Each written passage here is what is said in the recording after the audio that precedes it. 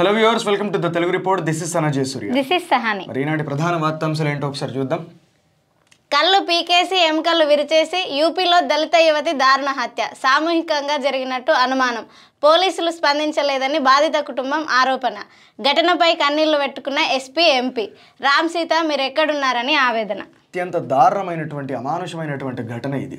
ఎందుకంటే భాగవతం విందామని రాత్రిపూట 22 ఏళ్ల యువతి ఆవిడ బయటికి వెళ్తే తిరిగి ఇంటికి రాలేదు. కుటుంబీకులకు కొంచెం అనుమానం వచ్చింది. మొత్తం ఊరంతా గాలించారు. అయినప్పటికీ కూడా వాళ్ళకి ఆమె ఆచూకీ తెలియలేదు. కానీ తెల్లవారితే మాత్రం ఆ కాలువ లోపల, దగ్గరలో ఉన్నటువంటి కాలువ లోపల అత్యంత దారుణమైనటువంటి స్థితి లోపల ఆవిడ మృతదేహం అనేది లభించింది. ఎంత దారుణం అంటే కాలు రెక్కలు 2 విరిచేసి మర్మాంగాల లోపల కర్రతోటి విపరీతమైనటువంటి గాయం చేసి దాదాపు ఒక 10 మంది ఈ ఘటన చేస్తుంటారన్నటువంటి కొన్ని అనుమానాలు కూడా వ్యక్తం అవుతూ ఉన్నాయి. దీంట్లో భాగంగా ఆయన కన్నీళ్ళు కూడా పెట్టుకున్నారు ఎంపీ, ఆ నియోజకవర్గ ఎంపీ. ఇప్పుడు ఆయన కొడుకు అక్కడ లోకల్ శాసనసభ నియోజకవర్గానికి ఎమ్మెల్యేగా పోటీ చేయబోతా ఉన్నాడు. ఈ క్రమంలో యోగి ఆదిత్యనాథ్ దీనికి సంబంధించి సమగ్రమైనటువంటి విచారణకు ఆదేశిస్తూ ఖచ్చితంగా ఈ దుర్ఘటన లోపల ఎక్కడనో ఒక చోట ఈ సమాజ్వాదీ పార్టీ రాక్షసులు దొరుకుతారు, వాళ్ళని పట్టుకోండి అని చెప్పడం. అంటే ముందే ఆయన కన్ఫ్యూజ్ చేస్తున్నాడా, లేకపోతే సమాజ్వాదీ పార్టీ వ్యక్తులను మరి ఈ ఘటనకు బలి చేస్తాడా అన్నటువంటి ఒక రాజకీయ పరమైనటువంటి రంగు కూడా పులుముకున్నది. మరి రాముడు సీత మీరు ఎక్కడా అని చెప్పి అవధేష్ ప్రసాద్ సమాజ్వాదీ పార్టీ ఎంపీ కూడా కన్నీళ్లు పెట్టుకున్నటువంటి ఒక దుర్ఘటన. సాక్షాత్తు రామచంద్రుడు కొలువైనటువంటి అయోధ్య లోపట ఇంత దారుణమైనటువంటి ఘటన జరగడం అనేది నిజంగా ఇది ప్రభుత్వానికి కూడా ఒక మచ్చలాంటిది. యూపీ లోపట మరి దీనికి ఖచ్చితంగా ప్రభుత్వం బాధ్యత వహించాలి కదా ఖచ్చితంగా. ఎందుకంటే ఇక్కడ ఉత్తరప్రదేశ్ గురించి మనం కొన్ని విషయాలు కూడా మాట్లాడుకోవాలి. ఇవి భారతదేశం లోపట ఏ పార్టీ హయాం లోపటనైనా అత్యాచారాల యొక్క సంఖ్య రాను పెరుగుతుంది. ఇంకా ఇక్కడ బీజేపీ, భారతీయ జనతా పార్టీ అధికారంలోకి వచ్చిన తర్వాత మణిపూర్ లాంటి ఘటన అసలు ఇక నాకు తెలిసి ప్రపంచం లోపల ఎక్కడ జరిగేది. తాలిబాన్ల దగ్గర జరగవచ్చు. తాలిబాన్ల తర్వాత మనదే సెకండ్ తాలిబాన్ కంట్రీ లెక్క ఒక వందలాది మంది, వేలాది మంది మహిళలను నగ్నంగా ఊరేగించినటువంటి ఒక దారుణమైనటువంటి ఘటన ఇక్కడ జరిగింది. భారతదేశం లోపల మణిపూర్ లోపల జరిగింది. అది ఈ డబుల్ ఇంజన్ సర్కార్ ఉన్నటువంటి ప్రాంతం లోపలనే జరిగింది. అట్లాంటి ఎన్నో జరిగినాయి. ఇక్కడ సాక్షాత్తు రామచంద్రుడు ఉన్నటువంటి ప్రాంతం లోపల ఈ విధంగా ఇట్లా జరిగింది. ఇదేనా? ఉత్తరప్రదేశ్లో ఏం జరిగిందంటే ఒక 2 సంవత్సరాల క్రితం నా మిత్రుడికి ఎదురైనటువంటి అనుభవం. నా ఫ్రెండ్ ఒక అతను ఏం చేసినట్టే ఇక్కడ మల్లారెడ్డి ఇంజనీరింగ్ కాలేజ్ లోపల అతనికి ఉత్తరప్రదేశ్ నుంచి ఒక దోస్తున్నాడు, ఇక్కడ చదువుకుంటుండే ఆ పిల్లాడు. వీళ్ళిద్దరూ ఏం చేసినంటే ఏదో పండుగ అవుతుంది అక్కడ అంబేద్కర్ నగర్ అనే ప్రాంతానికి. ఇప్పుడు నాకు తెలిసి అయోధ్య అక్కడనే ఉంటుంది, అంబేద్కర్ నగర్లోనే, అదే ప్రాంతం అనుకుంటా. అంబేద్కర్ నగర్ అనే డిస్ట్రిక్ట్ అది. ఆ డిస్ట్రిక్ట్ లోపల ఏదో పెద్ద పండుగ, ఉత్తరప్రదేశ్లో పెద్ద పండుగ. పండుగకు మనోని తీసుకొని పోయిండు ఆ పిల్లాడు. ఫ్రెండ్స్ ఇద్దరు కలిసిపోయారు. పోయిన తర్వాత అక్కడ ఏం జరిగిందంటే వాళ్ళు అంబేద్కర్ నగర్లో దిగిర్రు, అక్కడ బస్సు ఎక్కిర్రు. ఆ తర్వాత వాళ్ళ గ్రామానికి వెళ్ళిపోయారు. ఈ గ్రామం లోపలికి ఏంటంటే వేరే వెహికల్స్, ఆటోలు మన లెక్క ఇంత రవాణా సౌకర్యం ఉండదు. నడుచుకుంటూ పోతూ ఉన్నారు.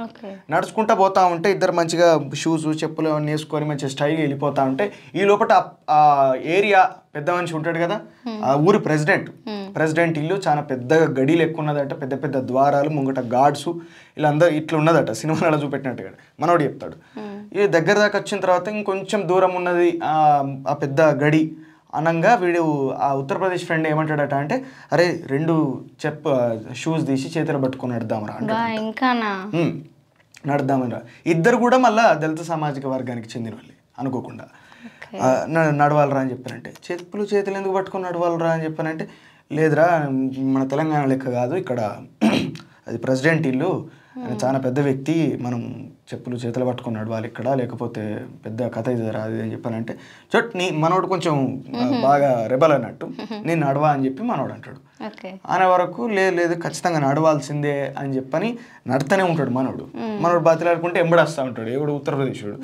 వద్ర అని చెప్పని అనుకుంటే, అరే ఇప్పుడు గింత వివక్ష ఏంది, గింత అణిచివేత ఏంది, ఇది ఎక్కడిది, మళ్ళీ ఈ మూతికి ముంతలు వెనకాల చీపురు లాంటి పరిస్థితులు ఇంకా ఉన్నాయి ఉత్తరప్రదేశ్లో అని చెప్పని అంటే, లేదురా నీ తెలియదు, అక్కడ లెక్క ఉండదు అని ఎంత చెప్పినా బతిలాడతలేడు. మనం నడుచుకుంటూ పోతా అంటే అక్కడ గార్డ్స్ ఉంటారు కదా, ఈ గార్డ్స్ వచ్చేసిరు ఈలో.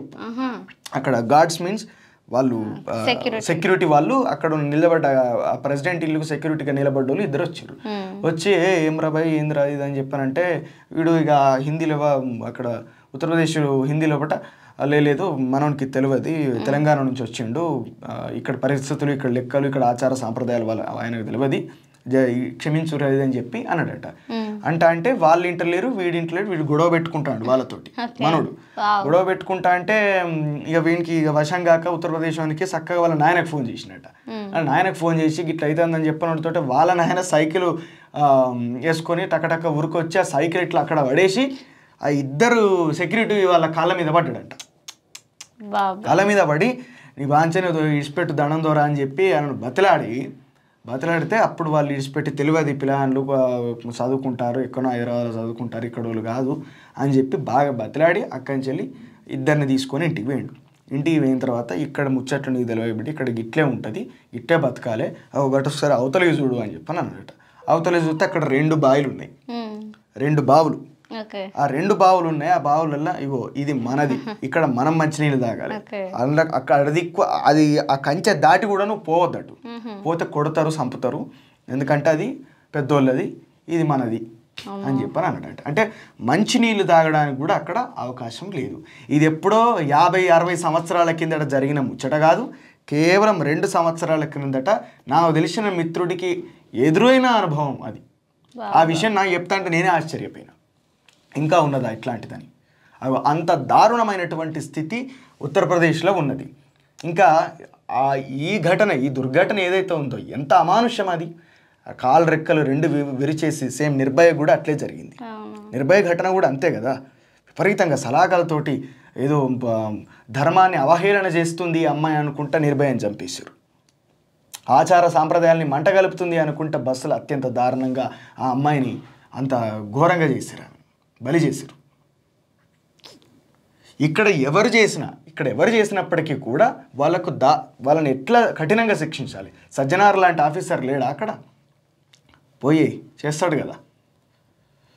దయచేసి ప్రభుత్వం ఖచ్చితంగా ఎవరైతే ఈ దుర్ఘటనకు పాల్పడ్డారో వాళ్ళని కఠినంగా శిక్షించాలి. ఇట్లాంటి దుర్ఘటనలను మళ్ళీ పునరావృతం కాకుండా చర్యలు కూడా తీసుకోవాలి. ఎట్లా తీసుకుంటారు?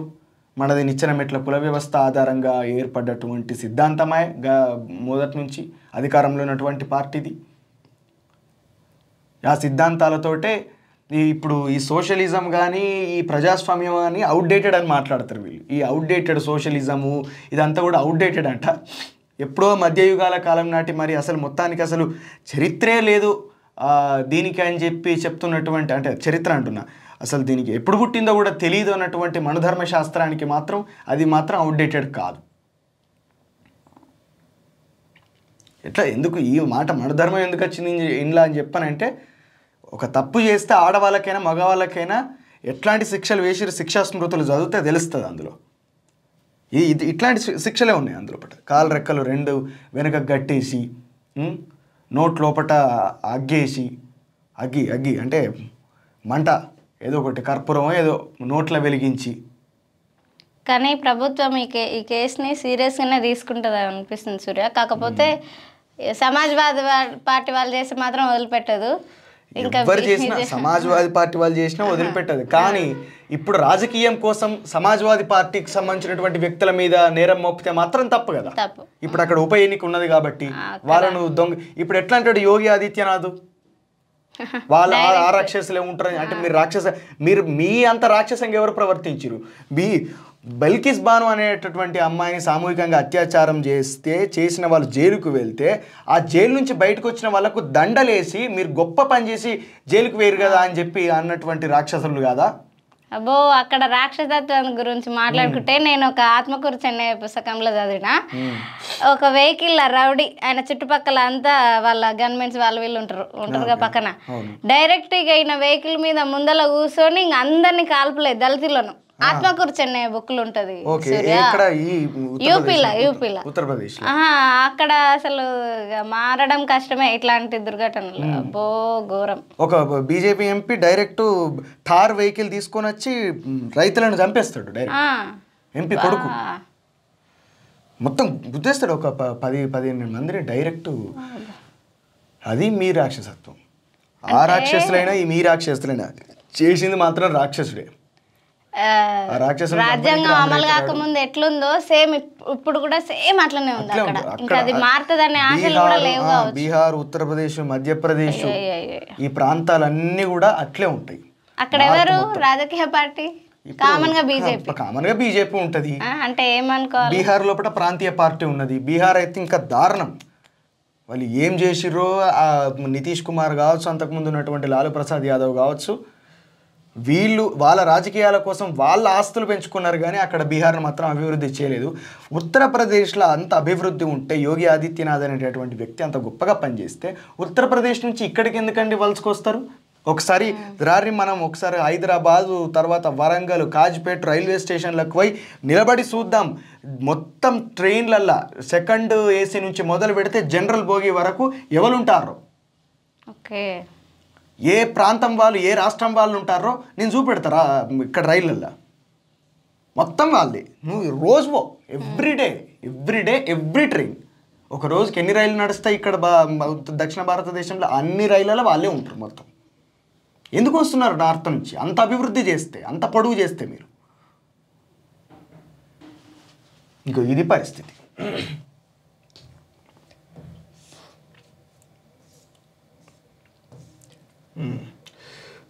ముఖ్యమంత్రి రేవంత్ రెడ్డి ఒక మాట మాట్లాడాడు. బీసీ రిజర్వేషన్లు 42% తగ్గొద్దు, ఎన్నికల్లో ఇచ్చిన మాట ప్రకారం అమలు సీఎం రేవంత్, అవసరమైతే అంతకంటే ఎక్కువే ఇద్దాం, బీసీ డెడికేటెడ్ కమిషన్ సిఫార్సులకు కట్టుబడి ఉందాం, ప్రభుత్వ పరంగా అమలుకు న్యాయపరమైన సమస్యలు వస్తే పార్టీ పరంగా అమలు చేద్దాం, మంత్రుల సమావేశంలో సీఎం వెల్లడి.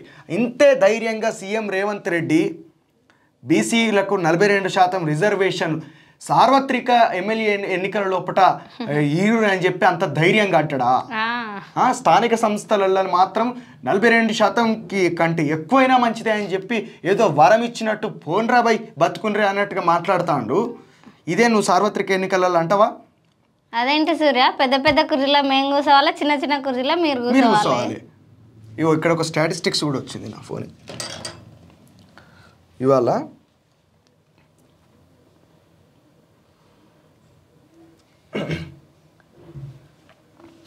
ఇక్కడ ఒక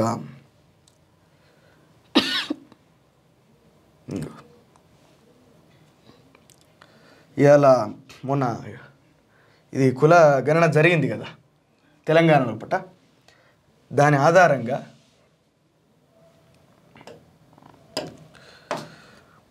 మొత్తం తెలంగాణ జనాభా వచ్చేసి 3,57,554 ఇది జనాభా, మొత్తం తెలంగాణ జనాభా. ఇది టిఎస్ జనాభా. ఇందులో పట ఎస్సీలు 61,84,319, ఎస్టీలు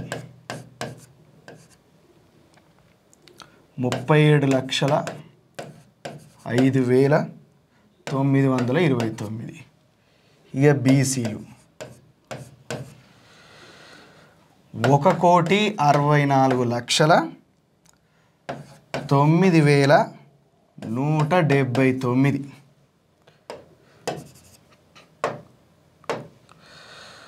ఇక బీసీ ముస్లిమ్స్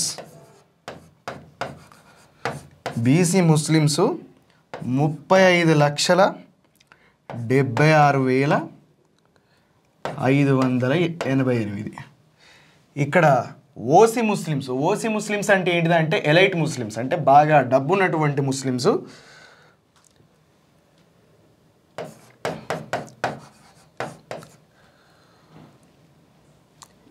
8,80,424.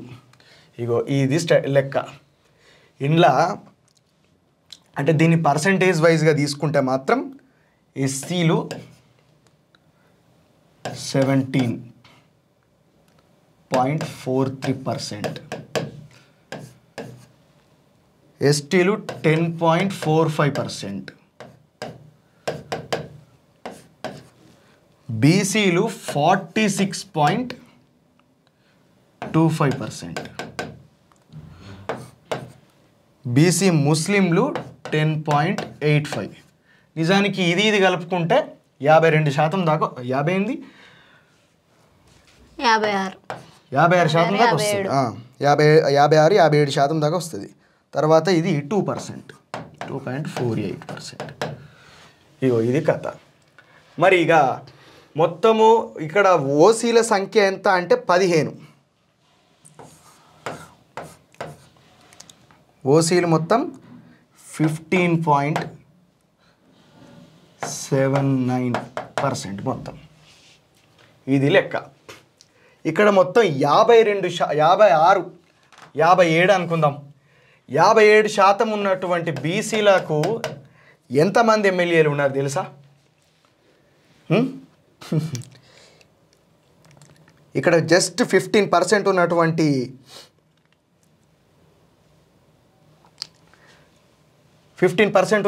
ఓసీల లోపట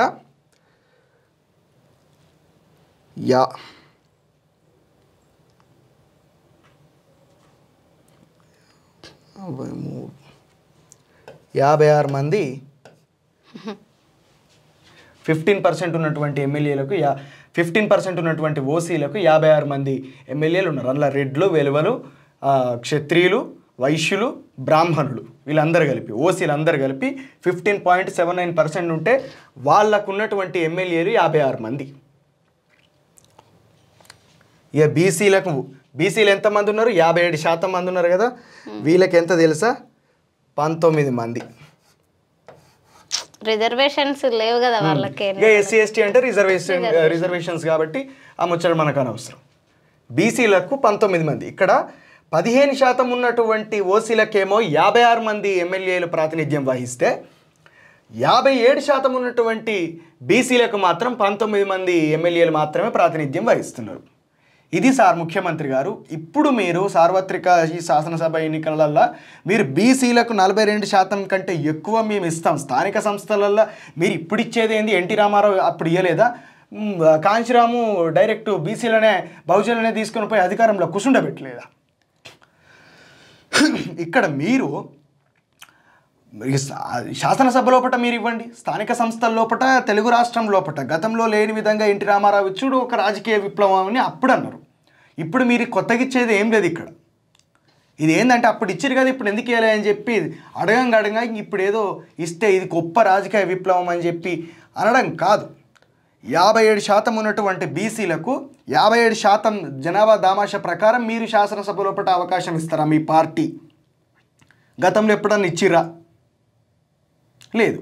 ఇది ఎందుకు ఇవ్వరు అని చెప్పారంటే బీసీలు అడిగారు. నిజానికి ఓసీలు అంటే ఏంది? ఇప్పుడు మన అందరికీ తెలుసు, ఎన్నికల్లో జరిగే సందర్భం లోపల అసలు కాంగ్రెస్ పార్టీ అధికారంలోకి రాదు అన్నటువంటి ఒక వ్యవస్థ ప్రజల లోపల ఉన్నప్పుడు, ఒక ఆలోచన ప్రజల లోపల ఉన్నప్పుడు, అంటే ఎన్నికల కంటే ముందు మొన్న రేవంత్ రెడ్డి, కోమటిరెడ్డి వెంకటరెడ్డి, ఉత్తమ్ కుమార్ రెడ్డి, ఆయన పేరేమో ఉంటుంది, జగ్గారెడ్డి, వీళ్ళందరూ ఒకరినొకరు ఎట్లా విమర్శించుకున్నారు?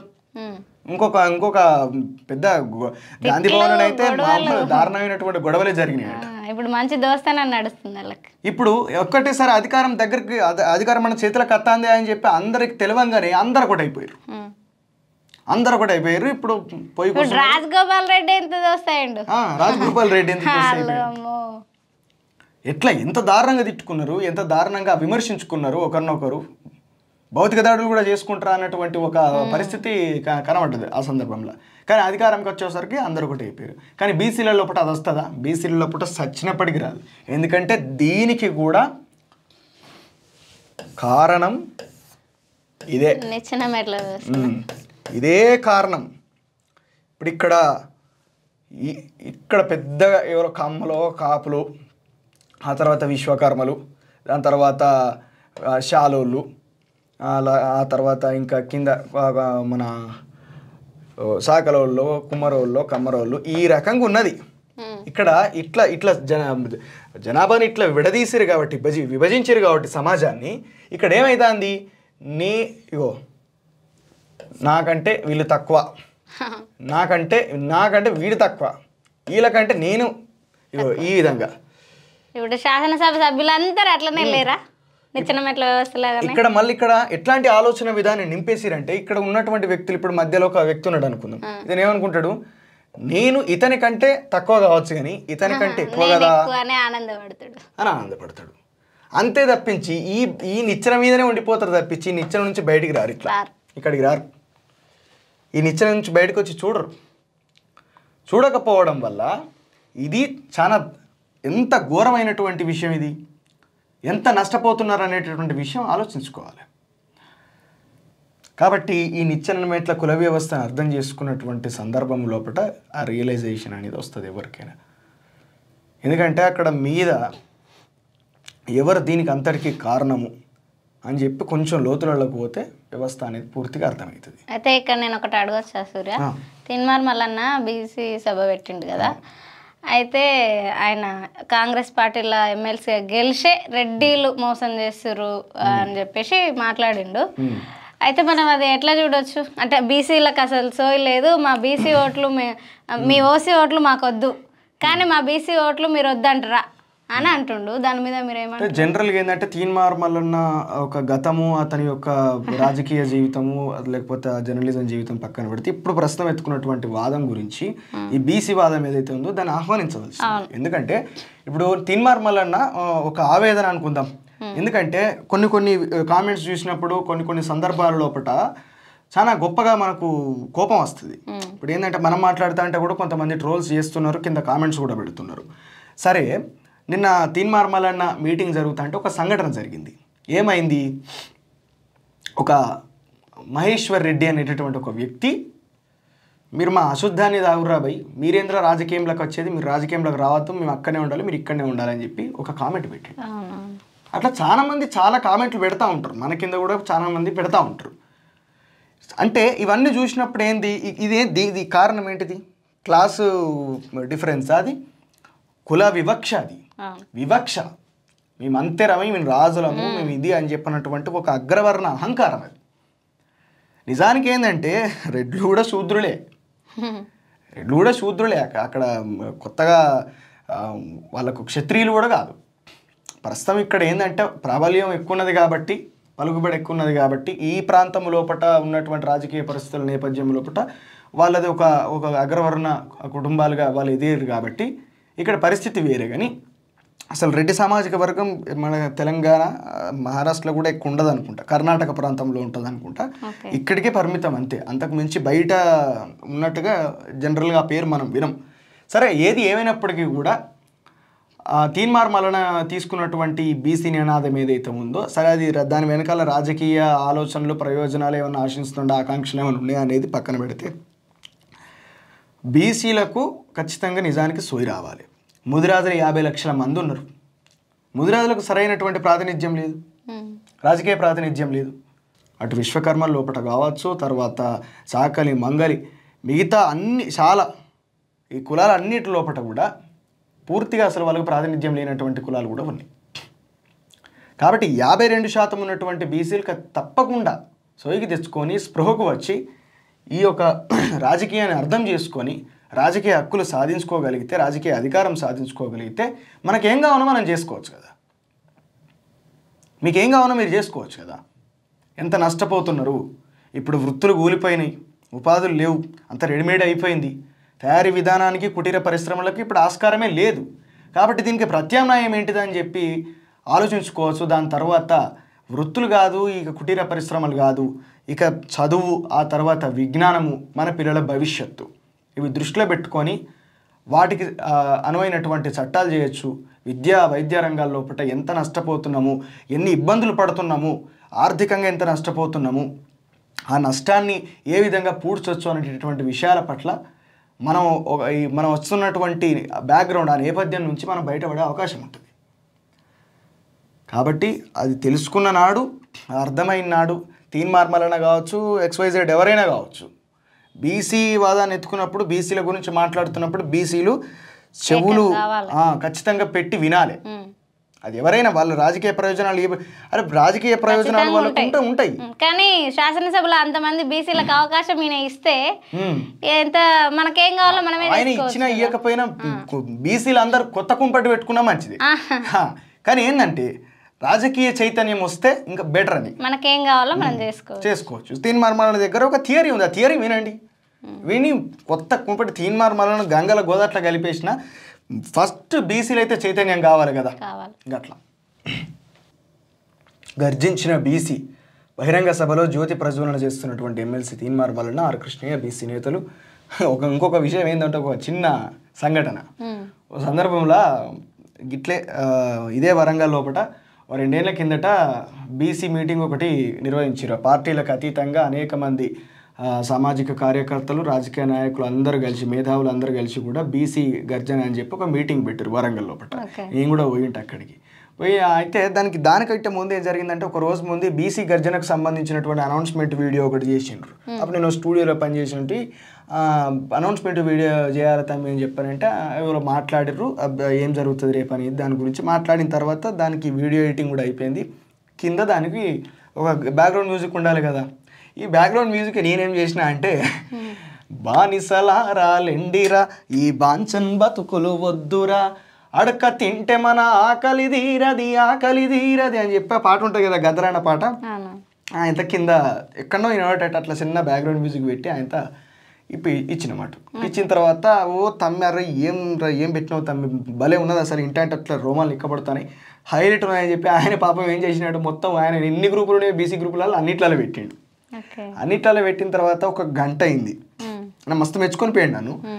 గంట అయిన తర్వాత ఫోన్ చేసిండు, తమ్మి ఆ పాట తీసేసి ఇంకొక పాట పెట్టవా తమ్మి అని చెప్పాను. Background music change అవుతామే.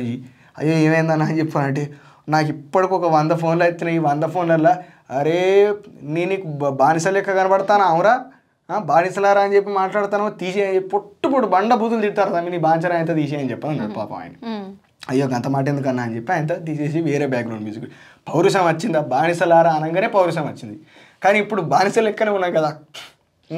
ఆ పాట ఎందుకు పెట్టినాం అని చెప్పానంటే ఈరోజు అధికారంలో ఉన్నటువంటి పార్టీలకు కావచ్చు, లేకపోతే ప్రతిపక్షంలో ఉండి గతంలో పాటు అధికారంలో ఉన్నటువంటి పార్టీలకు కావచ్చు, మరి వాళ్లకు ఊడిగాలు చేసుకుంటా పార్టీ జెండాలు మోసుకుంటా కార్యకర్తల స్థాయిలో పట్టునే ఉండిపోయి రాజకీయం కోసం ఏమాత్రం కూడా ఆలోచించకుండా, రాజకీయ అధికారం కోసం ఆలోచించకుండా, రాజకీయ చైతన్యం లేకుండా బ్రతకడాన్ని ఏమంటారు, బానిసత్వం ఏమంటారు కదా. అది బానిసత్వం అనుకుంటలేవు కావచ్చు కానీ బయట చూసేవాడు బానిసత్వం అని అనుకుంటాడు.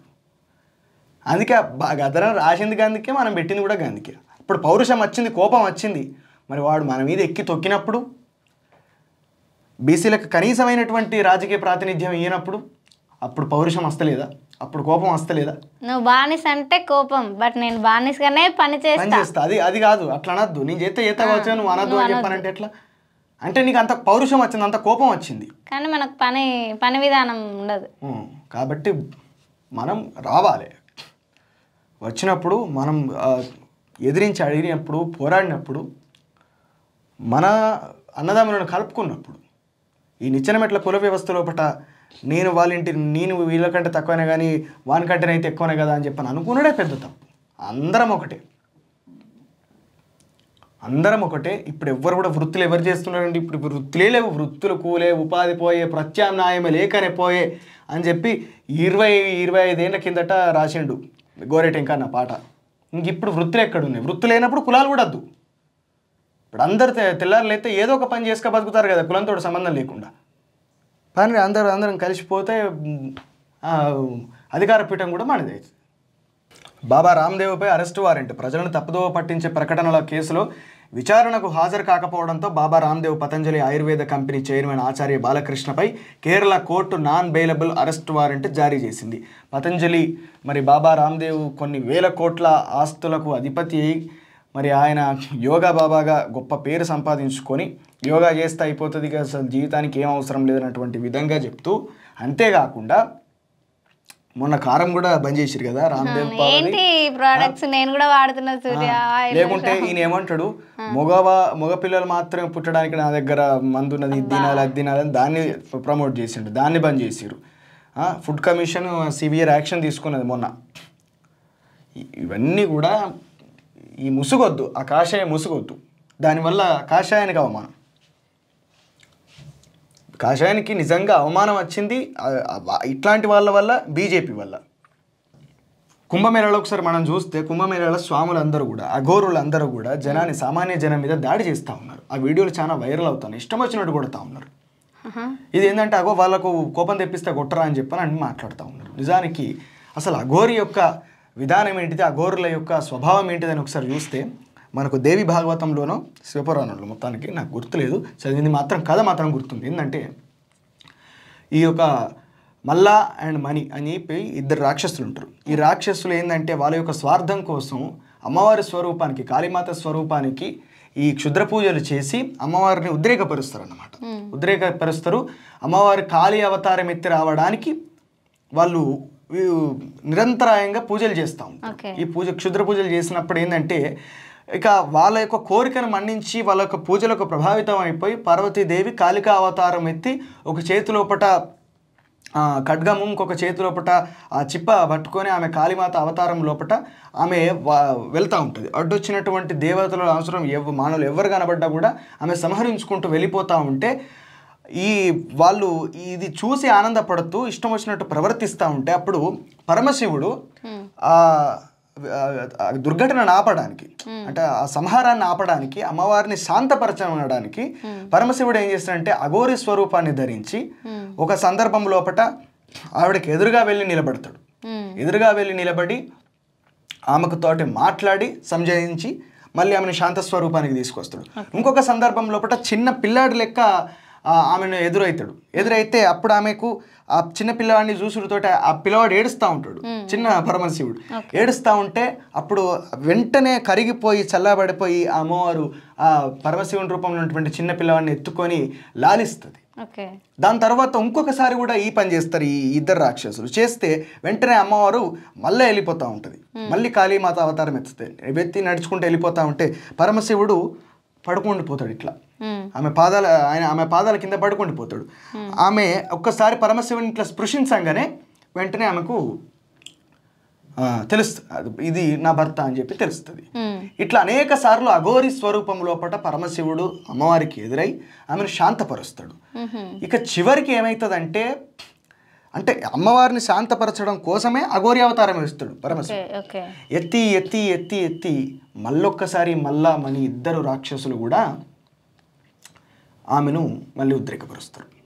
పరచడం వెంటనే అఘోరి స్వరూపంలో ఉన్నటువంటి పరమశివుడు ఎంత శాంతపరిచినప్పటికీ కూడా అమ్మవారు శాంతి స్వరూపినిగా మారినప్పుడు సాక్షాత్తు పరమశివుడే ఆమెకు ఆహారం అయిపోతాడు.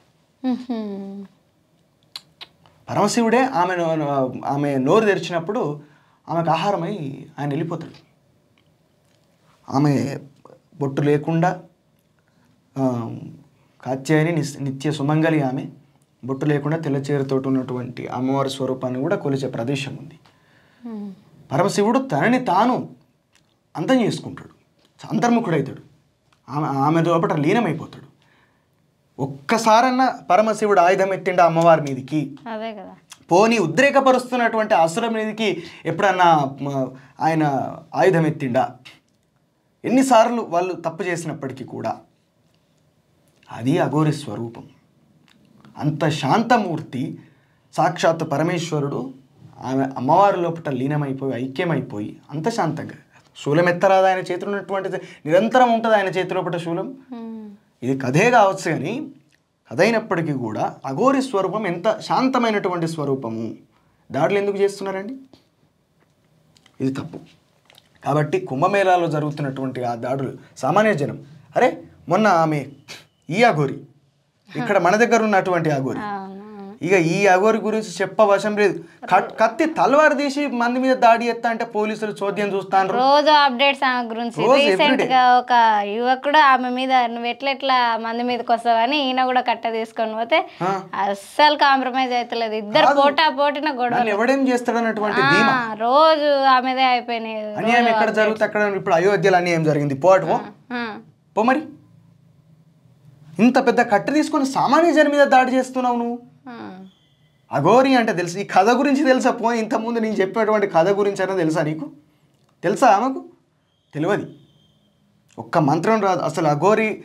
అఘోరులన్నా లేకపోతే ఇప్పుడు ఆ వేషం వేసినప్పుడు కనీసమైనటువంటి ఒక జ్ఞానం అనేది ఉంటుంది కదా. పురాణ జ్ఞానము, భగవద్గీత జ్ఞానము, భాగవత జ్ఞానము, లేకపోతే అమ్మవారికి సంబంధించినటువంటి పురాణాల జ్ఞానము, ఆ కథల జ్ఞానము ఉంటుంది కదా. ఏ జ్ఞానం లేకపోయినా ప్రశాంతంగా ఉండాలనే సోయి ఉండదా? కొంచెం అన్నా.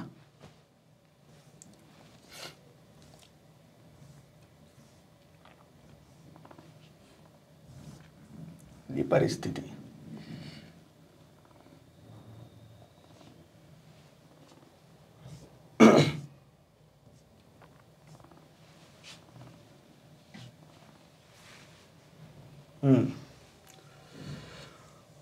మోదీ నాయకత్వంలోనే దేశ రాజధానికి వెలుగులు. ప్రచార సభలో మాట్లాడుతున్న సీఎం చంద్రబాబు పక్కన భాజపా అభ్యర్థి సంజయ్ గోయల్, వేదికపై కేంద్ర మంత్రులు పెమ్మసాని చంద్రశేఖర్, మనోహర్ లాల్ ఖట్టర్, రామ్మోహన్ నాయుడు.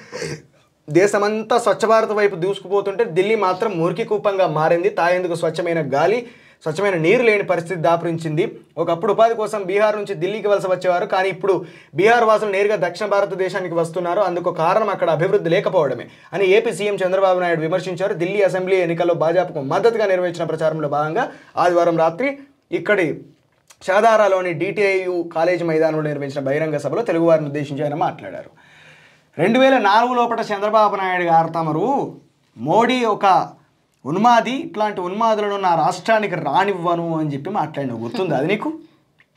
ఎన్నికల కంటే ముందు ఎన్నికల ప్రచారానికి నరేంద్ర మోడీ ఆంధ్రప్రదేశ్ వస్తున్నాడు అని చెప్పానంటే అట్లాంటి ఉన్మాదులను, దేశ వ్యతిరేక వ్యక్తులను నేను అస్సలు నా రాష్ట్రంలోకి అడుగు పెట్టనీయ అని చెప్పి మాట్లాడినోడు చంద్రబాబు నాయుడు. ఈ విషయం తెలుసా చాలామందికి, అప్పుడు ఉన్నటువంటి కొంతమందికి రాజకీయంగా అవగాహన ఉన్నటువంటి వ్యక్తులకు తెలుస్తుంది. కానీ ఈ మాట మాట్లాడండి చంద్రబాబు. పోనీ ప్రత్యేక ప్యాకేజీ కావచ్చు, ప్రత్యేక హోదా విషయం లోపల కావచ్చు, ఎన్ని విమర్శలు చేసిర్రు, ఇంత ఉన్మాదం అని చెప్పి మాట్లాడిర్రు. ఇప్పుడేమో ఢిల్లీ మురికి కూపంగా కనబడుతుంది. ఓకే, మరి మహారాష్ట్ర, ముంబై, ధారావి ప్రాంతం నీకు మురికి కూపంగా కనబడతలేదా? ఉత్తరప్రదేశ్ మురికి కూపంగా కనబడతలేదా? ఉత్తరప్రదేశ్ లోపల బుల్డోజర్ పానలా అని చెప్పని అనుకుంటా పాపం వేస్ట్ పిక్కర్స్, స్ట్రీట్ వెండర్స్ ఇండ్లను అత్యంత దారుణంగా కూల్చివేసినటువంటి వాళ్ళ బ్రతుకులు కనబడతలేవా? మణిపూర్ లోపల అంత హింస చెలరేగుతుంది, అక్కడ పూర్తిగా ఇండ్లన్నీ ధ్వంసం అయిపోయినాయి. బీజేపీ పాలిత ప్రాంతం లోపల, రాష్ట్రం లోపల అది నీకు కనబడతలేదా? చెప్పాలి.